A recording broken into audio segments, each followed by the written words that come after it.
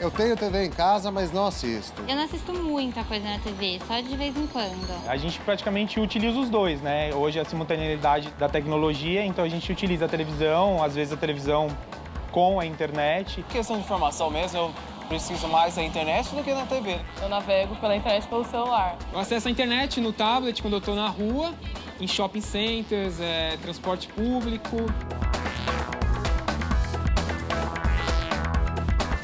Bom dia. Bom dia, pessoal. Acho que, primeiro de tudo, eu queria agradecer a presença de vocês. E fiquei impressionado que as pessoas chegaram realmente muito cedo, né? Eu acho que é bom de trabalhar com educação, que o pessoal está acostumado com o horário da aula, né? Chega bem cedo, está preocupado com a lista de chamada. Teve gente também que mandou outras pessoas assinarem a lista por elas. Então, foi bom voltar para esse momento da minha vida, faz tanto tempo já. Tá caracterizado, né, Vi? Estou caracterizado, estou me formando hoje, oficialmente. Na verdade, eu pensei em jogar esse capelo, né, como se fosse um formando, assim, mas eu fiquei com medo de acertar algum cliente mais frágil. Então eu vou só tirar ele mais tarde, porque ele está escorregando. E não quero atrapalhar meu cabelo também. É isso aí. A gente vai mostrar para vocês a primeira apresentação. É sempre difícil a primeira de todas, mas vamos lá, né, com coragem e com substância, talvez. Tá. O seu tablet mal consegue se conter.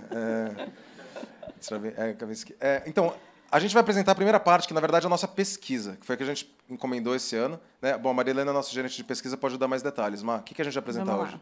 Bom, gente, como o Vicente falou, acho que a primeira coisa que a gente vai fazer hoje é conhecer um pouco mais esse aluno que o Alê falou tanto aqui, que é o aluno do século XXI.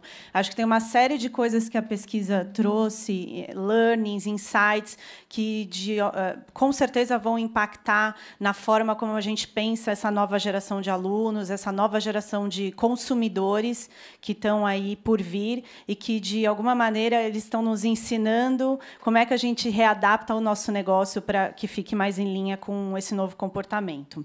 Então, acho que a primeira coisa que a gente tem é dar uma olhada como é que está hoje o mercado de devices no Brasil e no mundo. E o que a gente vê não é novidade para ninguém. Eu acho que a própria indústria de tecnologia vem desenvolvendo um novo comportamento desse consumidor em relação ao consumo, em relação à escolha e ao processo decisório de produtos, marcas e instituições de ensino. Aqui nesse gráfico, a gente vê que, se a gente pega de 2000 até uma projeção de 2016, os computadores, e quando eu falo computadores, eu estou falando de desktop, eu estou falando de notebooks, eles vêm num crescimento mais flat, crescendo ainda em alguns mercados específicos, depois a gente vai ver esse número específico para o Brasil, mas o que chama atenção são esses dispositivos móveis, que é o smartphone, que é, por exemplo, um tablet, que a indústria de tecnologia vem colocando mais e mais dispositivos móveis na população, e isso vem causando um fenômeno, né? E isso vai ser acelerado nos próximos anos. Quem aqui gosta de ir em show de rock? Acho que quase todo mundo. Essa aqui é uma imagem de um show de rock dos anos 90, 80. Será que, hoje em dia, se a gente tirar uma foto nessa mesma perspectiva, ela fica assim? Acho que ela fica mais, né, assim, né? Acho que tem muita gente que até é engraçado quando você vê um show de rock e as pessoas estão mais filmando o show. Eu faço isso também. Às vezes eu me pego, eu estou tão filmando o show que eu não estou assistindo o show. Mas é normal, as pessoas querem registrar, as pessoas querem compartilhar, as pessoas querem estender um pouco mais esse momento. E esses dispositivos ajudam essas pessoas a fazerem isso. O show anterior era do Placa Luminosa e esse é do quê? Do Jota Quest? Era do Roupa Nova e esse aqui é do... Eu não sei bandas atuais. Desculpa, acho que sei lá. Uma outra coisa que a gente viu nesse estudo e que é bem interessante é que, de uma forma geral, e a gente fez, dentro desse estudo, a gente estudou inúmeras categorias, a gente viu que os internautas, 52% deles, pesquisam online antes de tomar qualquer decisão de compra. E aqui eu estou falando de vários setores, de várias categorias diferentes.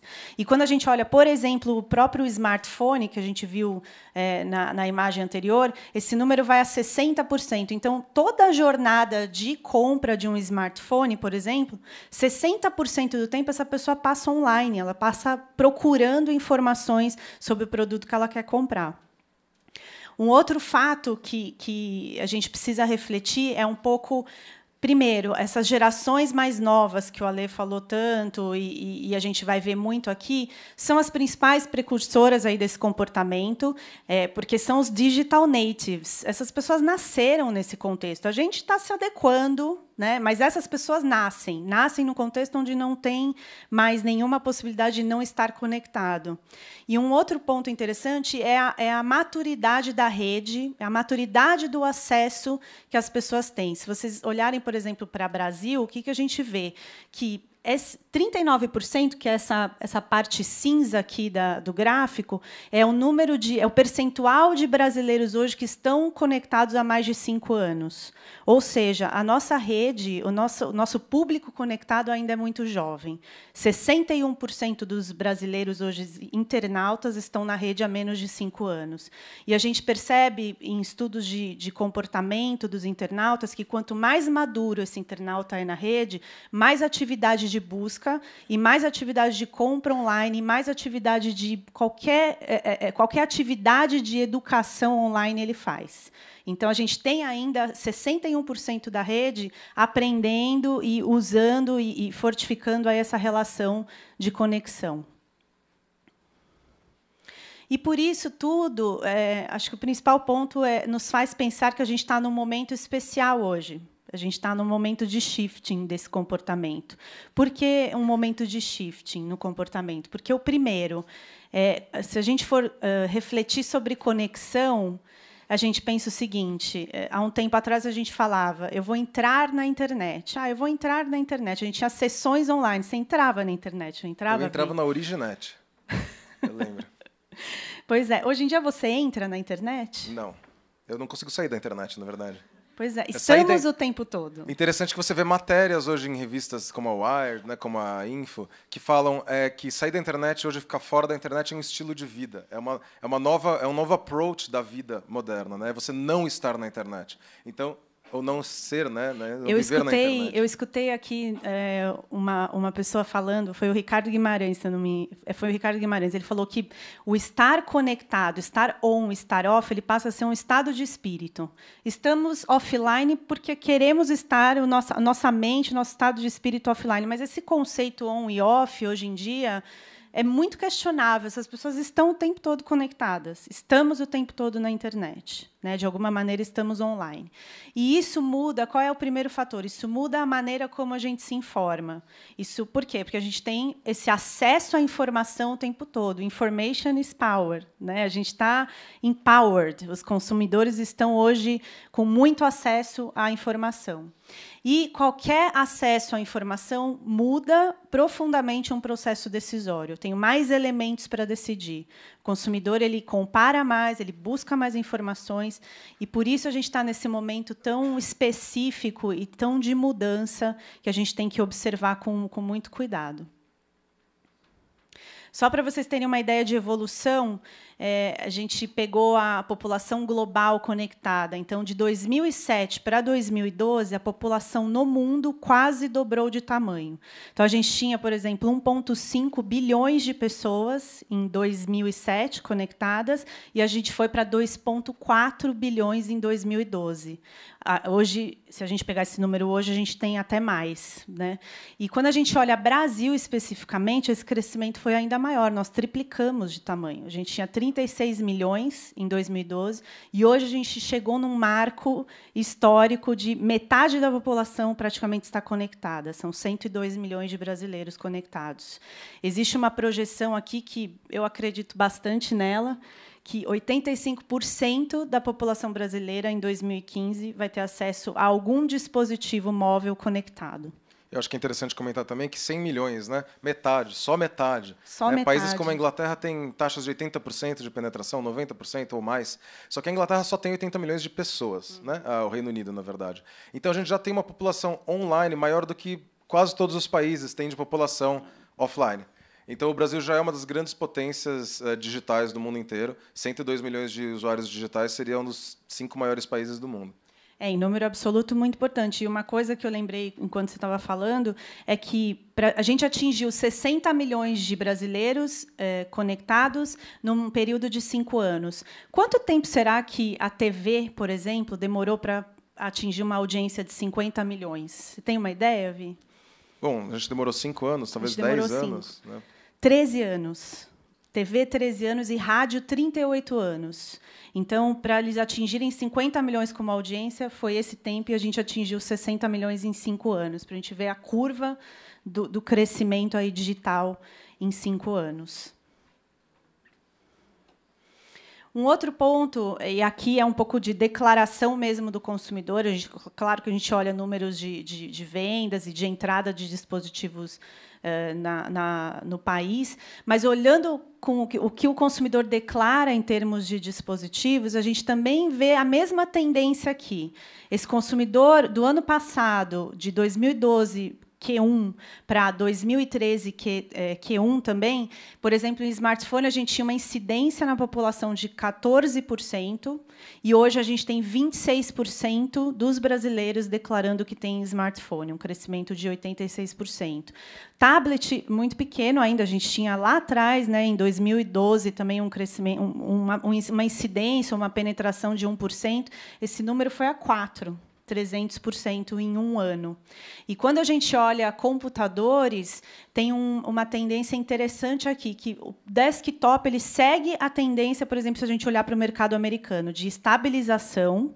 Esse computador de mesa, menos móvel, ele segue uma estabilização, e o notebook, por exemplo, segue a mesma tendência desses dispositivos como tablet e smartphone, crescendo de um ano para o outro. Então, o acesso a dispositivos móveis é o que mais cresce, não só no mundo, mas quando a gente olha números aqui do Brasil também. E isso tem um fenômeno. Então, a gente vê isso acontecendo. As pessoas interagem com mais telas, né? Todo mundo aqui, vocês estão interagindo com o tablet, pessoas estão olhando no smartphone, a gente está com uma série de telas ao mesmo tempo ao nosso redor. A gente resolveu mensurar isso, de fato, qual é o tamanho desse fenômeno no Brasil. E, nesse estudo, a gente viu que a gente tem hoje 30 milhões de brasileiros que são 3 telas. O que são 3 telas? São brasileiros que hoje têm uma TV, que quase todo mundo tem uma TV, isso está mudando um pouco também, mas tem um smartphone e um computador, seja ele um notebook ou um desktop. E a gente tem 63 milhões de brasileiros hoje que têm, no mínimo, 2 telas, que são, por exemplo, um computador e uma TV. Deixa eu fazer uma pergunta. 30 milhões num país de 200 milhões não parece muito. Eu não sei. O que a gente tem que tem 30 milhões de pessoas no Brasil que fazem também? Você tem um exemplo? A gente tem alguns exemplos. A gente tem, por exemplo, você citou os países. Então, se a gente olhar, por exemplo, para Reino Unido, França, ou Espanha, ou Itália, esses países, em número absoluto, têm praticamente metade de 30 milhões. Que time você torce, Vi? Eu torço... Eu preferia não dizer agora que todo mundo está ouvindo, mas para o Palmeiras, na verdade. Aí acho que é difícil, Palmeiras, bom, mas se a gente pensar em corintianos, a gente tem 25 milhões de corintianos no Brasil. Então, a gente tem hoje mais multitelas. A gente já pode trocar de você e a torcida do Corinthians para você e os multitelas. Exato. E sabe uma coisa que eu não entendo? Como alguém consegue viver com 3 telas em casa? Porque eu tenho, na minha casa, a tela, né, onde passa as coisas que eu assisto na minha sala, eu tenho um laptop ou 3 que ficam ali em volta, e eu tenho esses 3 aparelhos também. Então, isso me faz o quê? Um 6 screener? Você é 6 screeners. Vamos medir isso também, ver quantos são. O Vi e mais... Eu tenho um aparelho para cada pessoa na casa e mais os 2 gatos. Então, os gatos também são multitelas. E o Júlio também, que vai nascer em janeiro. Então, é importante saber também que tem um para ele já. O Júlio vai nascer um 6 screener já. É verdade.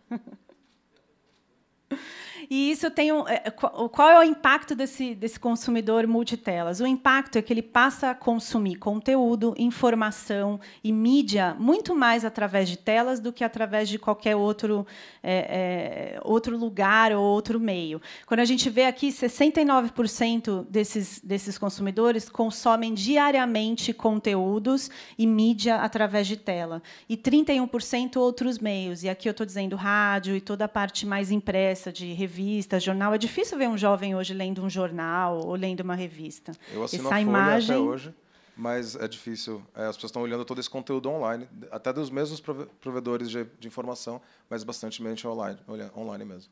Exatamente. E a gente também olhou um pouco o tempo semanal dessas pessoas em cada uma das telas. Então, quando a gente olha, por exemplo, a tela amarela é o computador. E é hoje a tela onde esses consumidores passam a maior média semanal de tempo, 26 horas em um computador, versus 19 horas em uma TV, por exemplo, que é a tela azul. E quando a gente olha smartphones e tablets, para quem tem, 13 horas em média em smartphone e 11 horas em média em um tablet. São interações mais rápidas, porém, quando a gente olha ao longo do dia, o tablet e muito mais até o smartphone estão presentes, mas com interações mais rápidas. Mais telas, o que acontece? Será que esse consumidor ele troca hoje uma tela pela outra? A gente percebeu que é mais tempo online. O consumidor ainda está... quanto mais telas ele agrega, mais tempo ele fica conectado. Existe muito mais um incremental de tempo conectado do que, de fato, uma troca entre essas telas. As atividades ainda são diferentes em uma tela e outra, e existe muito a questão da atividade simultânea, que gera aí um incremento de tempo online. E falando um pouco em atividade simultânea, que foi um dos grandes aprendizados aqui do estudo, a gente viu que 52% dos brasileiros hoje conectados fazem alguma atividade simultânea e especificamente assistem TV conectados. Então, metade dos internautas hoje se conectam, ficam na internet quando eles assistem TV. E a internet passa a ser a primeira tela, muito mais ali do que a interação com a própria TV. Você faz isso, Vi? Eu não. Na minha casa, na verdade, não. A gente não tem televisão, então eu só fico conectada e assisto tudo pela internet. E acho que esse é um comportamento também que eu tenho ouvido muito recentemente. São pessoas que hoje não têm mais TV em casa. Por quê? Porque o consumidor, como o Ale falou, busca a customização da experiência. Então, o conteúdo on demand, na hora que ele quer, onde ele quer, com os gatos, sem os gatos... Né? Que fique claro, eu tenho um aparelho gigante, que é um monitor de LCD de baixa resolução, que chamam de TV LCD hoje. Né? E eles até chamam de Smart TV, mas ele é mais besta do que esse celularzinho. Né? Ele não consegue nem entrar no meu e-mail direito. Mas... E eles são resistentes, mais importante de tudo. Mas eu assisto conteúdo através desse aparelho, mas via internet, via YouTube. Tem bastante conteúdo. Hulu, Netflix, né? Tem um monte de opções hoje em dia já. Legal. E hoje, se a gente vê, por exemplo, as atividades, as trocas de telas, quando a gente pega, por exemplo, TV, que é a tela que é mais consumida simultaneamente, 68% desses internautas assistem TV interagindo com o smartphone, ou 67% com o tablet, ou 62% com o seu computador no colo, ou com o seu notebook no colo, fazendo atividades simultâneas enquanto eles estão em frente à TV. E acho que um último ponto aqui, antes de passar a bola para o Vicente, é uma reflexão de como é que vai ser daqui, eu não diria nem daqui 5 anos, eu diria daqui 1 ano, no máximo. Né? A gente teve aí, recentemente, o lançamento do relógio da Samsung, que é mais um wearable, né? Como a gente chama esse nome meio esquisito de se falar vestível. Em português, um vestível, que proporciona também a conexão. E a gente tem o Glass, da Google. Eu acho que muita gente aqui já deve conhecer, mas a gente tem um vídeo para passar e mostrar um pouco como é que esse consumidor se sente quando ele está usando um Glass. Vale mencionar, para quem nunca viu o vídeo, só um segundo, sei lá, Jaime, eu não sei o nome da pessoa que vai ligar o vídeo, mas para quem nunca viu ou nunca conheceu o Google Glass, ele é um óculos que você veste e ele tem aqui no canto, ele não tem lente necessariamente com grau, tá? Você pode ver no canto do vidro uma conexão com a internet com dados diferentes, né? E vocês vão ver no vídeo que tipo de dados dá para ver, mas imaginem que todo esse vídeo é a visão de uma pessoa que está usando o Glass para se comunicar com pessoas à distância, para gravar, filmar coisas. Eu não quero estragar a surpresa, então... E acho que mais um pontinho... Espera aí, Jaime. É que eu acho que mais até do que a visão é como esse consumidor se sente. Se vocês entrarem no site do Glass, lá está escrito assim, how it feels, né? E como essas pessoas se sentem. Porque quando você se conecta emocionalmente com o consumidor, fica muito mais fácil da experiência ser ainda mais impactante. Vamos lá. Vai, Jaime. Roda o VT.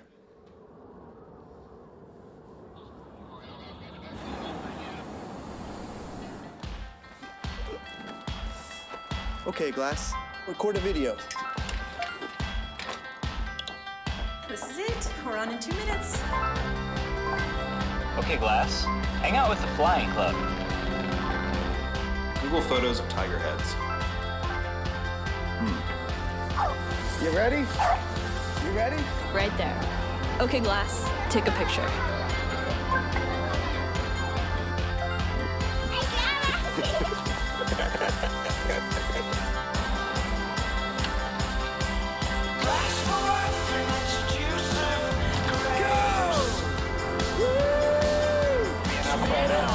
Holy sh**.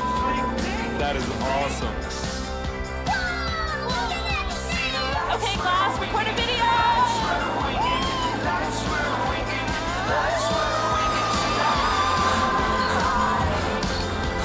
After this bridge, first exit.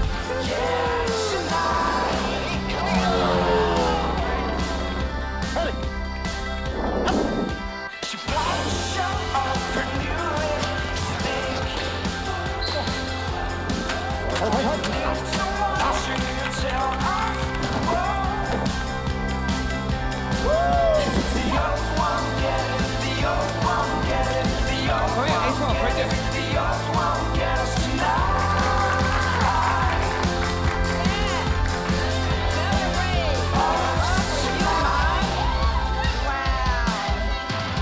Google.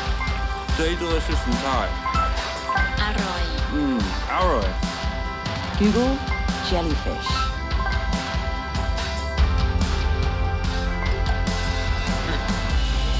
Well, let's see.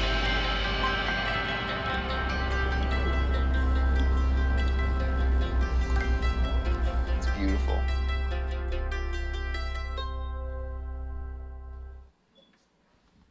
Pessoal, vale dizer que esse é um vídeo já em fase de produção do Glass, ele não vai demorar para ser lançado, não é efeitos especiais, tá? Esse produto já está praticamente pronto.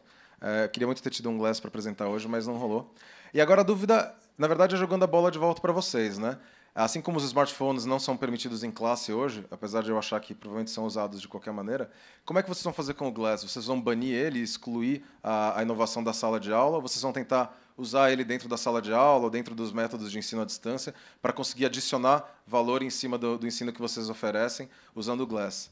Né? E eu fico muito curioso com essas coisas porque eu nasci numa casa de educadores, né? Meu pai, que está na plateia, inclusive, né? Eu tive que convidar ele para vir ver esse evento, e minha mãe também, que são professores. Eles sempre, né, na mesa de almoço, falavam: que saco, não pode usar calculadora, colegial, o moleque tem 17 anos, né? Imagina agora se alguém precisa ter uma calculadora, né? Classe no colegial, calculadora já até o cara tem uma HP12C ali naqueles aplicativos de mobile hoje. Então, realmente, a gente já passou dessa fase.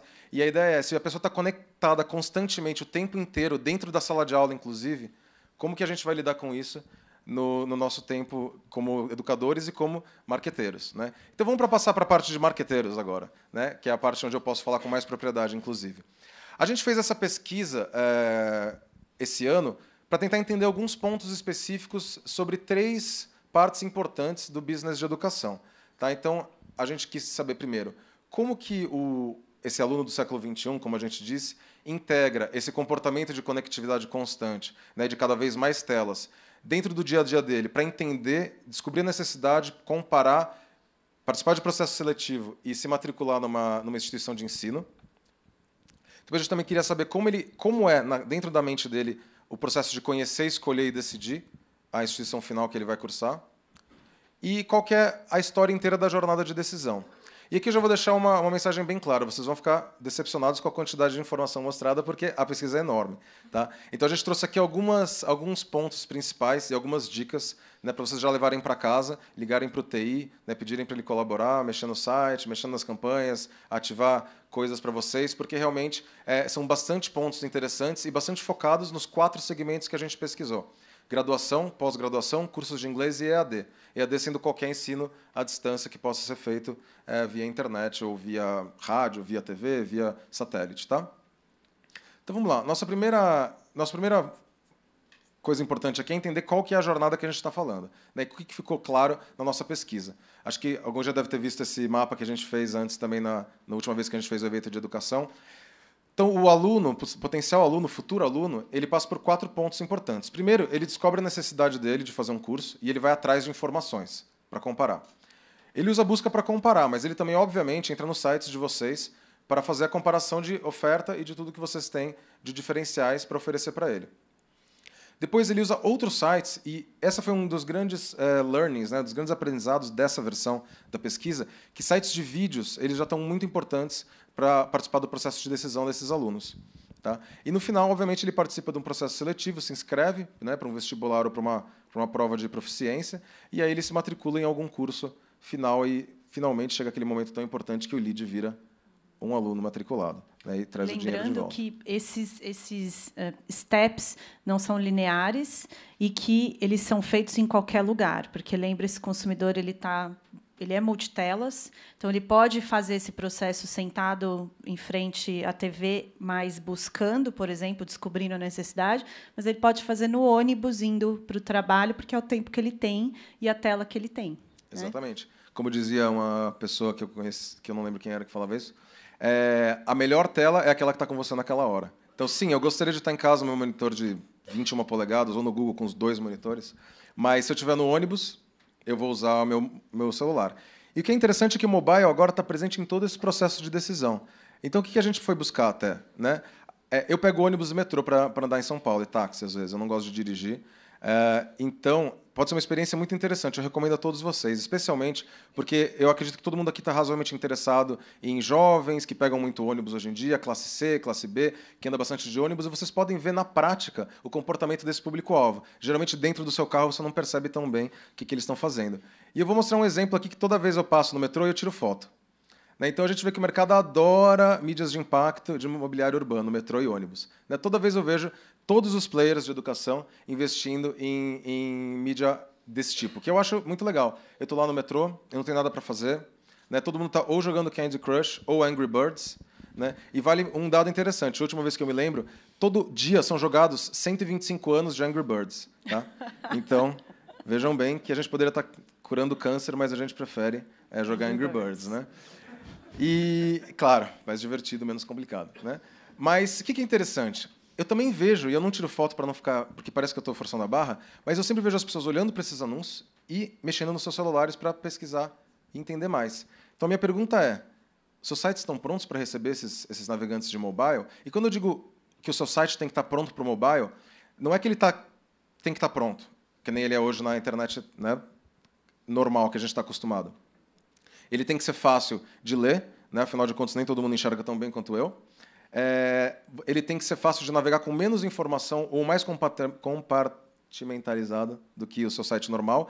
E mais importante, se os seus clientes têm dedos gordos como eu, o site tem que ser fácil de navegar com o dedo e clicar, porque eu sempre clico e ele nunca sabe exatamente onde eu estou clicando. Então, estejam preparados para isso. E o que é interessante, a gente também fez na pesquisa essa pergunta: onde você usa o seu smartphone?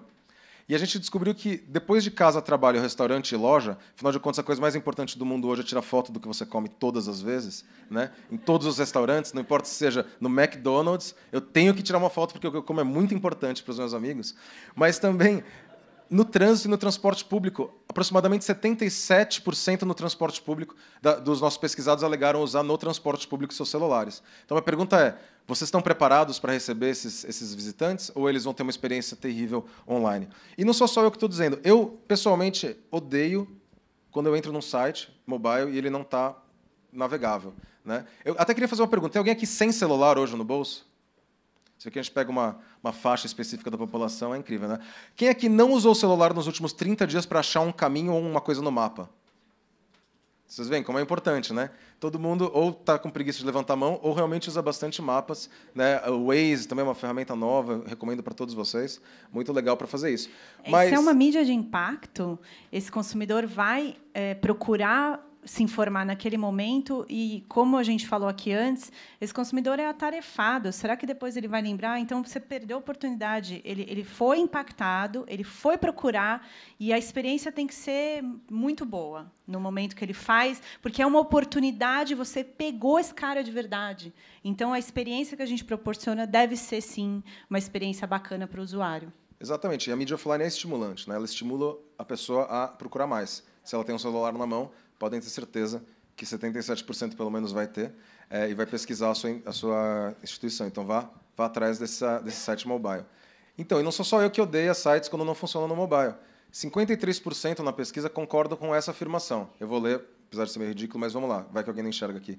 Eu não gosto quando o site da instituição no tablet ou no smartphone não funciona tão bem ou igual ao computador. Tá? Então, não se iludam, o celular não é mais o futuro, o celular é o presente. Tá? O futuro é o Google Glass.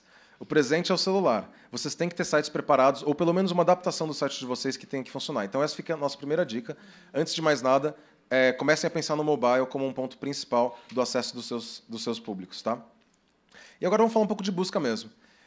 Na nossa pesquisa, a gente viu que 50% dos respondentes dizem que utilizam sites de busca para comparar as instituições de ensino. Então, eles já dentro do site de busca começam a fazer buscas tentando achar dados sobre quais são as comparações entre diferentes instituições, cursos de inglês e ofertas de cursos. E o que é interessante é que entre os mais citados são que eles usam as buscas para procurar por preço e localização. Então, a primeira questão na cabeça dos buscadores, né, é quanto custa, cabe no meu bolso e onde fica. É importante que você faça a faculdade no lugar que você possa chegar, especialmente em São Paulo. Né? Não pode ficar mais do que 10 quarteirões de distância, se você quiser chegar no lugar. E o preço é interessante, porque o preço aparece ao longo da pesquisa inteira e nos últimos anos tem mudado bastante. Né? Como as pessoas levam a importância de bolsas, financiamentos e preço.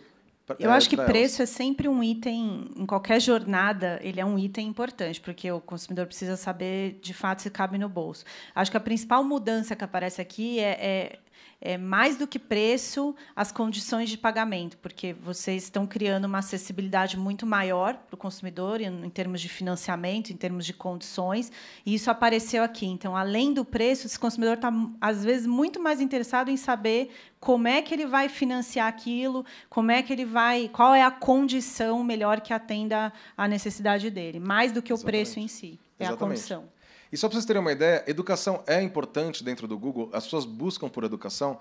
Bom, educação cresce mais ou menos, em média, 20% ao ano nos últimos anos, enquanto que nos Estados Unidos está absolutamente estagnado. Tá? E aqui, o que a gente fez? A gente queria fazer um teste. Quão grande é as buscas por educação no Brasil? Bom, é difícil dizer em números, né? Até porque os números geralmente são confidenciais. Afinal de contas, o Google não pode ficar espalhando números por aí. Mas a gente falou, vamos pegar 3 assuntos importantes na mídia esse ano.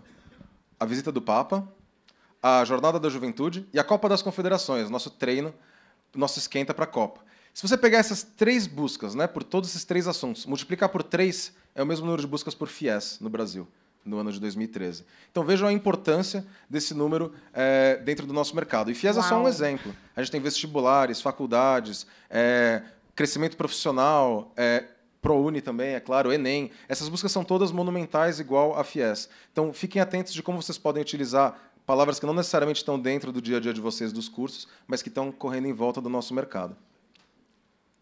Ok, a gente falou um pouco de busca, vamos passar para os sites de vocês. Então, agora é onde eu vou cutucar um pouco mais e falar quais seriam as melhores informações de deixar disponíveis nos sites das instituições. Nosso primeiro resultado na pesquisa aqui foram mais ou menos parecidos com a última vez que a gente perguntou para os nossos pesquisados. Primeira coisa é, obviamente, qual é a grade curricular e que cursos são oferecidos. É difícil estudar gastronomia numa faculdade que não oferece isso, ou Esperanto num curso que não oferece Esperanto, que está incrivelmente não pouco buscado hoje em dia. Além do mais, eles estão em dúvidas de como é a escola. Então, muitas pessoas responderam que querem saber mais sobre a infraestrutura e outros querem saber como agendar uma conversa ou entrevista com vocês. Então, deixem bem claros onde estão esses botões na sua homepage. Tá?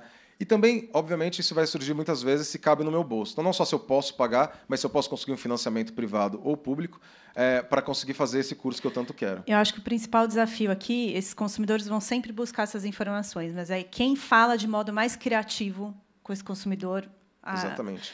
Sobre isso. E quão fácil é todo entender mundo os tem dados. que falar sobre isso, mas qual é a melhor forma? Lembra, esse consumidor é mais visual, ele tem acesso a mais coisas, então ele também quer mais criatividade na forma como a gente se comunica com ele. Exatamente. Ok, esse foi rápido. A gente vai falar um pouco de vídeos agora. Todo mundo sabe que o YouTube, hoje em dia, é uma força, né, bastante grande. Quem duvidar pode perguntar para o Marcos Fisben, para o Carlos do Veduca, não só o YouTube, mas vídeo na internet, para o Rubens Zoda. Né? Todo mundo usa vídeos hoje em dia. Quem não conhece o Porta dos Fundos hoje em dia? Né? A gente viu pessoas que citam Porta dos Fundos como canal preferido de TV em pesquisa. Né? Então, é até meio confuso o que é TV e o que não é TV mais. E, na nossa pesquisa, a gente descobriu alguns dados interessantes. Né? Não só porque o YouTube tem 100 horas de vídeos subidas por minuto, tá? Por minuto, mas também 1 a cada 4 vídeos são vistos em mobile. Tá, então, de novo, vejam a importância do YouTube dentro do mercado da internet como um todo. E não só isso, na nossa pesquisa a gente perguntou, vocês já procuraram informações sobre as faculdades, cursos de inglês em vídeo antes? 43% disseram sim. Eu vou atrás de vídeos online para entender um pouco melhor o campus, as instalações, o método, né, a didática e tudo mais. E dentro desses 43%, 93% alegaram assistir entre 2 a 10 vezes esses vídeos. Tá? Não os mesmos vídeos, tá? Que fique claro, outros vídeos, diferentes vídeos sobre esse assunto. Então, vejam como é importante ter material para as pessoas enxergarem exatamente o que você está vendendo para elas, né? Já que elas às vezes não podem ir até a instituição, mas elas querem ver na internet esse tipo de conteúdo. Tá? E, de novo, no Brasil, o tamanho da educação já é grande. 1.200.000 vídeos de educação no YouTube, no Brasil, e 300 mil apenas sobre curso de inglês. Né? Então, grande oportunidade. Se você quiser aprender a fazer sushi, curso de inglês, como colocar maquiagem igual da Rihanna, vai ter no YouTube, né? Com certeza, e crescendo cada vez mais o número de pessoas assistindo. O YouTube já é, hoje em dia, por exemplo, tem mais penetração no público brasileiro do que TV a cabo. Então, eu garanto para canal vocês, de TV a cabo, né? Garanto para vocês que seu público vai estar lá. E, por fim, a gente chega no momento mais importante de todos, onde a gente vai consolidar todo esse relacionamento, né, esse namoro com os nossos clientes, e falar para eles, bom, agora você vai se matricular. O que trouxe você aqui? E é importante olhar para trás um pouco antes da matrícula, logo antes dele assinar ali o cheque, né, e perguntar para ele como é que foi a sua jornada até essa matrícula. Né? Você leu jornais? Eu perguntei outro dia para o estagiário como é que se ele tinha visto no Guia do Estudante para escolher o curso dele, ele perguntou o que era o Guia do Estudante. E aí eu me toquei. Porque na nossa pesquisa mostrou que 70% do tempo, em média, da pesquisa, do estudo, do entendimento, da comparação é passado na internet. Então a gente já tem um usuário que provavelmente não encontra algumas informações online. Obviamente ele tem muito tete-a-tete com amigos professores, mas a maior parte do tempo ele passa online. Vocês têm que estar presentes nesse processo de decisão online também. E aqui a gente fez uma comparação também, a gente perguntou para eles quão influente é para você na hora de comparar preços, comparar instituições, comparar todos os detalhes importantes de decidir um curso, e aqui está pequenininho de propósito, não é para vocês olharem com detalhe, depois a gente pode falar em separado, mas a gente perguntou no online e no offline em todas as 4 categorias de educação. E o que fica claro aqui é que o que está em verde ali é quão influente é no online e quão influente é no offline. Eu vou usar só um exemplo aqui. Para informações sobre infraestrutura da instituição, 45% dizem ser fortemente influenciados pelo meio online, no geral, e 14% pelo meio offline. Então, mais uma vez, quão importante é esse consumo de mídia de informação nos dois meios. Olha só que interessante, consultar a opinião de ex-alunos. Parece que ele vai e consulta mais opinião online do que de propriamente conversar com ex-alunos, que a gente vê 39% versus 12%. Exatamente. Aí tem redes sociais, e-mail, né, todo tipo de contato de instant messaging. Então, realmente, eles estão ativos online, inclusive com professores. Né? Eu tenho muitos amigos professores que falam que eles recebem um monte de e-mail de alunos de antes, perguntando o que eles acham de certas instituições, de certos cursos. Isso, obviamente, está refletido aqui. Bom, pessoal, esse é um dos últimos dados. Né? O que finalmente motivou o aluno a realmente decidir qual lugar ele ia se matricular. Né? Não é necessariamente o mesmo interesse que ele tinha lá no começo, quando ele estava pesquisando e comparando as instituições. O que eles responderam? 44% decidem onde se matricular, depois de ter passado em vários processos, baseado na qualidade da instituição. E, além disso, teve, claro, várias respostas para isso, mas as que mais cresceram nos últimos 4 anos foram essas duas. Referências de amigos ou familiares, então vejam a importância da referência dentro desse mercado.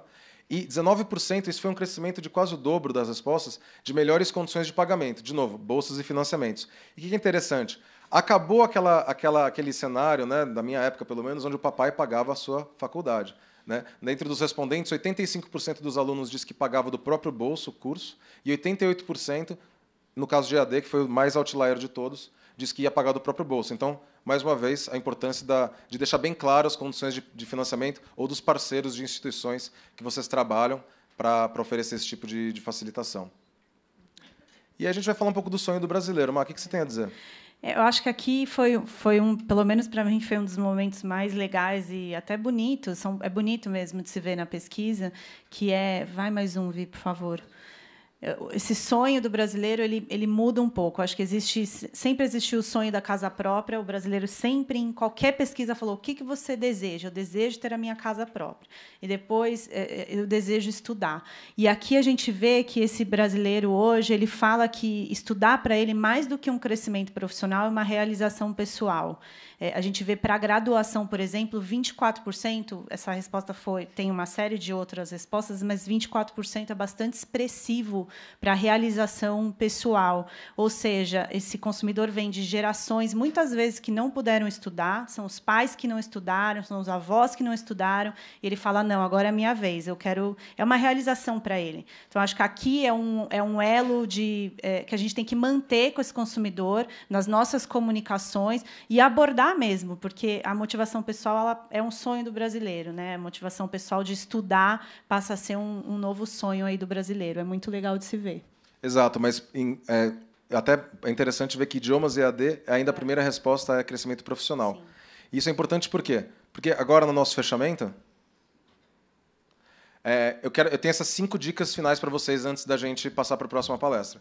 Então, estejam presentes no online, em todos os pontos, em todos os lugares possíveis, porque o aluno vai passar 70% do tempo dele decidindo, pesquisando na internet.